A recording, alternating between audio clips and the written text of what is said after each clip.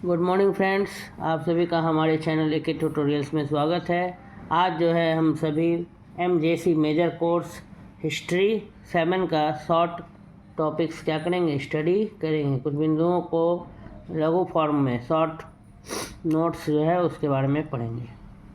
तो कुछ टॉपिक्स हैं जिनको चलिए स्टडी करते हैं। पहला जो हमारा आज का टॉपिक है वो है तैमूर का आक्रमण।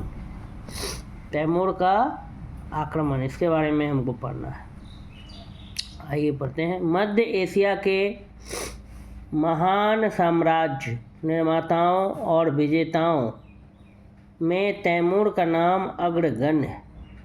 मध्य एशिया के जो महान साम्राज्य निर्माता थे और विजेता जितने भी हुए हैं उनमें तैमूर का नाम जो है एकदम आगे, अग्रगण्य, आगे में गिनती होता है तैमूर का। मध्य एशिया के महान साम्राज्य निर्माताओं और विजेताओं में, मतलब जितने भी साम्राज्य निर्माण करने वाले हैं और विजेता हुए हैं मध्य एशिया में, तो उसमें तैमूर का नाम एकदम फ्रंट में आता है। उसका जन्म 1334 में हुआ। तैमूर का जन्म कब हुआ? 1334 ईस्वी में हुआ। मध्य एशिया में उस समय राजनीतिक अस्थिरता फैली हुई थी। मध्य एशिया का जब तैमूर का जन्म हुआ था 1334 ईस्वी में, तो मध्य एशिया में उस समय राजनीतिक क्या हुई थी? अस्थिरता फैली हुई थी, क्योंकि तरमशीरों की मृत्यु के बाद मंगोलों की शक्ति अव्यवस्थित हो चुकी थी। ठीक है, मध्य एशिया में उस समय अस्थिरता थी, राजनीतिक अस्थिरता, क्योंकि तरमशीरों की मृत्यु के बाद मंगोलों की शक्ति जो थी वो अव्यवस्थित हो चुकी थी। तैमूर ने, जो कि तुर्कों के बरलास कबीले का सदस्य था, ठीक है, तैमूर ने जो कि तुर्कों के बरलास कबीले का क्या था? सदस्य था। इस परिस्थिति का लाभ उठाकर एक विशाल साम्राज्य के निर्माण में क्या पाई? सफलता पाई। कह रहा है कि तैमूर, जो कि तुर्कों के, तुर्की देश, तुर्की के रहने वाले को तुर्कों कहा जाता है, तो तुर्कों के बरलास कबीले का सदस्य था। और किंवदंतियों के अनुसार, लेकिन उसके और चंगेज खां के पूर्वज एक थे। ठीक है, किंवदंतियों के अनुसार तैमूर और चंगेज खां के जो पूर्वज थे, जो एंसेस्टर्स थे, वो सेम थे। तो अलग अलग इतिहासकार का अलग अलग मानना होता है। इस परिस्थिति का लाभ उठाकर एक विशाल साम्राज्य के निर्माण में सफलता पाई। ये जो परिस्थिति था, इसका लाभ उठाकर एक विशाल साम्राज्य के निर्माण में क्या पाई? सफलता पाई।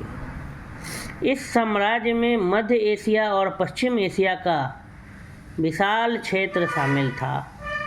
इस साम्राज्य में मध्य एशिया और पश्चिम एशिया का क्या था? विशाल क्षेत्र, बहुत बड़ा क्षेत्र शामिल था।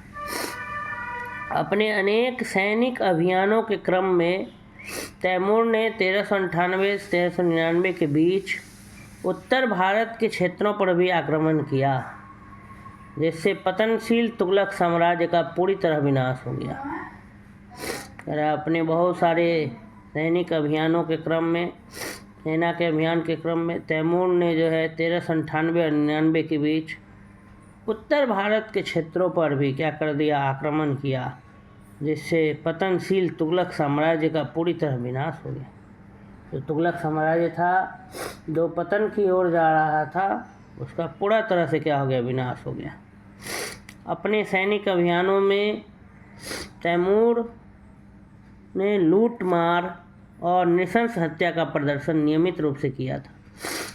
ये जो सैनिक अभियान में जब निकलता था तैमूर, तो लूट मार बहुत करता था और लोगों की नृशंस हत्या भी नियमित रूप से किया करता था। उत्तर भारत के सैनिक अभियान का भी मुख्य लक्ष्य धन लूटना ही था।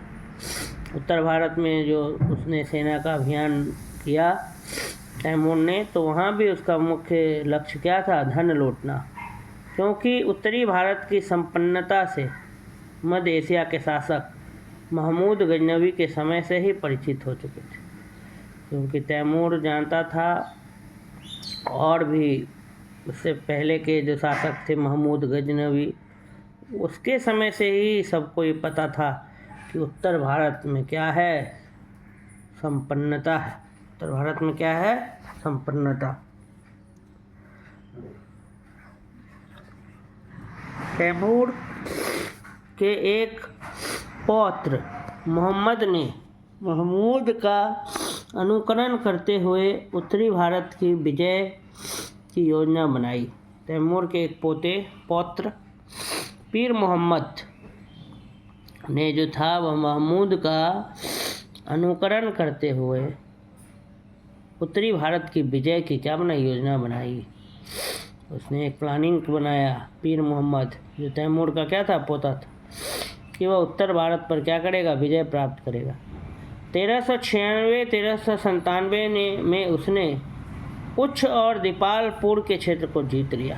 1396-1397 में उसने किसको जीता? उच्च और दीपालपुर।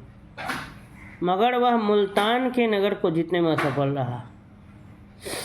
मुल्तान को परंतु उसने क्या कर पाया? नहीं जीता। अतः उसकी सहायता के लिए 1398 में तैमूर ने उत्तर भारत में क्या किया? प्रवेश किया। उसने अपनी योजना सावधानी के साथ निर्धारित की, काफ़ी केयरफुली अपना प्लानिंग बनाया। रास्ते में प्रमुख नगरों को छोड़ते हुए उसने सीधे दिल्ली पर चढ़ाई कर दी। रास्ता में जो मुख्य जो नगर था उसको उसने छोड़ दिया कि किसी को ज़्यादा जानकारी नहीं होगा, फिर डायरेक्ट दिल्ली पर अटैक किया। तुगलक शासक महमूद शाह आक्रमण का सामना करने में असमर्थ रहा। तुगलक जो शासक थे महमूद शाह, वो आक्रमण का सामना करने में क्या रहे? असमर्थ रहे, नहीं कर पाए। और उसने पहले मालवा और फिर गुजरात में क्या की? शरण ली। तैमूर की सेना इस काल में दिल्ली में लूटमार और नरसंहार में व्यस्त रही। तैमूर का जो सेना था इस काल में दिल्ली में लूटमार कर रहा था और नरसंहार में लोगों को मार रहा था। तुगलक साम्राज्य उस समय तक वस्तुतः समाप्त हो चुका था। तुगलक साम्राज्य जो था वो खत्म हो चुका था और दिल्ली की जनता आक्रमणकारियों की दया पर छोड़ दी गई थी। भीषण रक्तपात, बहुत ज़्यादा खून खराबा, खून बह रहा था, रक्तपात और लूटमार के बाद तैमूर ने मेरठ की ओर प्रस्थान किया। मैं दिल्ली में उसने बहुत ज़्यादा लूटमार मचाया, नरसंहार किया, लोगों को मारा और जनता को दया पर छोड़ दिया। कुछ जनता को छोड़ भी दिया और बहुत ज़्यादा जब रक्तपात हो गया और लूटमार हो गया तब तैमूर जो था वो मेरठ की ओर निकल पड़ा, प्रस्थान किया। उस नगर को भी लूटा गया, मेरठ को भी फिर लूटा। 1399 में शरद ऋतु की समाप्ति से पहले ही तैमूर ने वापस मध्य एशिया लौटने का क्या निश्चय किया। 1399 में जब शरद ऋतु समाप्त होने वाला था तो उससे पहले तैमूर ने अब निर्णय लिया कि नहीं, अब मध्य एशिया लौटने का समय आ गया है। इस प्रकार यह प्रलयकारी आक्रमण क्या हुआ? समाप्त हुआ। एक तरह से प्रलय था दिल्ली में, मेरठ में। तैमूर के आक्रमण को उत्तरी भारत के इतिहास में एक विभाजन रेखा के रूप में देखा जाता है। तैमूर का जो आक्रमण था उत्तरी भारत के इतिहास में एक डिवीजन वाला लाइन देखा जाता है। तैमूर ने न केवल तुगलक साम्राज्य का अंत कर दिया बल्कि उत्तरी भारत में केंद्रीय सत्ता के युग को ही समाप्त कर दिया। उत्तरी भारत में, नॉर्थ इंडिया में जो सेंट्रल का जो सरकार केंद्रीय सत्ता था उसका युग को ही समाप्त कर दिया। तुर्क शासकों ने लगभग 2 शताब्दी के काल में अपने प्रयास से जिस संगठित केंद्रीय राजनीतिक व्यवस्था का विकास किया था वह तैमूर के आक्रमण से क्या हो गई? विनष्ट हो गई।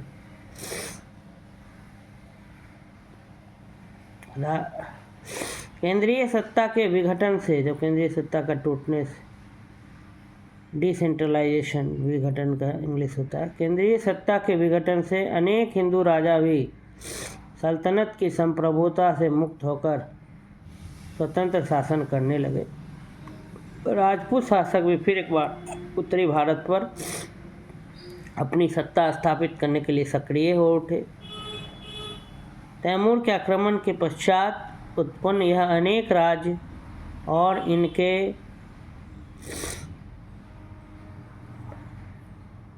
आपसी संघर्ष का इतिहास लगभग 125 साल तक उत्तरी भारत की राजनीति को प्रभावित करता रहा और बाबर के आक्रमण तक स्थिति यही बनी रही। तैमूर के आक्रमण ने दिल्ली की आर्थिक संपन्नता और संस्कृति गौरव का नाश कर दिया। दिल्ली जो कि आर्थिक संपन्नता के लिए जाना जाता था, दिल्ली में बहुत ज़्यादा धन था और गौरव भी था, सम्मान भी था, इसको क्या कर दिया तैमूर ने, पूरा नष्ट कर दिया। क्योंकि वहाँ उसने भीषण तबाही मचाया, रक्तपात किया, नरसंहार किया, बहुत ज़्यादा लूट मार मचाया। तो इस तरह से तैमूर का आक्रमण, ये जो टॉपिक होता है ये हमारा यहीं पे संपन्न होता है। अगर आपको हमारा ये वीडियो अच्छा लगा तो हमारे चैनल को ज़रूर लाइक कीजिए, सब्सक्राइब कीजिए और अधिक से अधिक छात्रों तक शेयर कीजिए। धन्यवाद।